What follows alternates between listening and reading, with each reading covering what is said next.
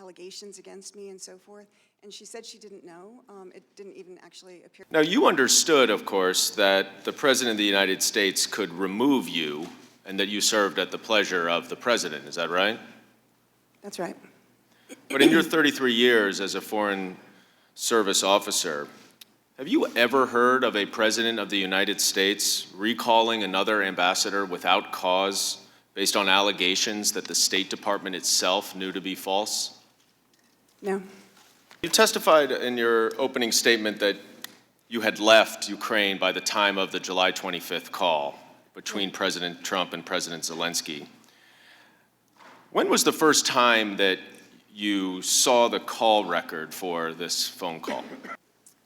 When it was released publicly at the end of September, I believe. And prior to reading that call record, were you aware that President Trump had specifically made reference to you in that call? No. What was your reaction to learning that? I was shocked, absolutely shocked, and devastated, frankly. What do you mean by devastated? I was shocked and devastated that I would feature in a phone call between two heads of state in such a manner where President Trump said that I was bad news to another world leader and that I would be going through some things. So it was a terrible moment. A person who saw me actually reading the transcript said that the color drained from my face. I think I even had a physical reaction. I think, even now, words kind of fail me. Aware of that. No reason was offered. Did she explain what the urgency was?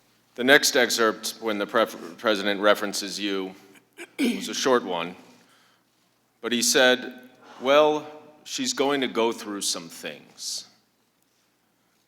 What did you think when President Trump told President Zelensky and you read that you were going to go through some things? I didn't know what to think, but I was very concerned. What were you concerned about? She's going to go through some things. It didn't sound good. It sounded like a threat. There have been investigations, but while some of the lower-ranking individuals that were involved in this. The Prosecutor General's office is a long-running problem in Ukraine, is that right? Yes.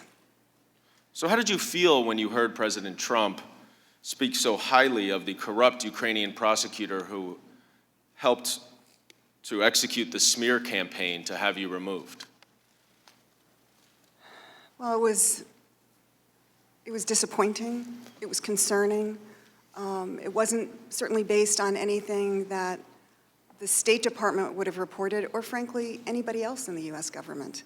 There was an interagency consensus that while when Mr. Lutsenko came into office, we were very hopeful that he would actually do the things that he said he would set out to do, including reforming the Prosecutor General's office, but that did not materialize. So this was not the uniform position of the official U.S. policymakers, is that right? Right. While some of the lower-ranking individuals that were involved in this have been arrested, those who ordered this have not yet been apprehended.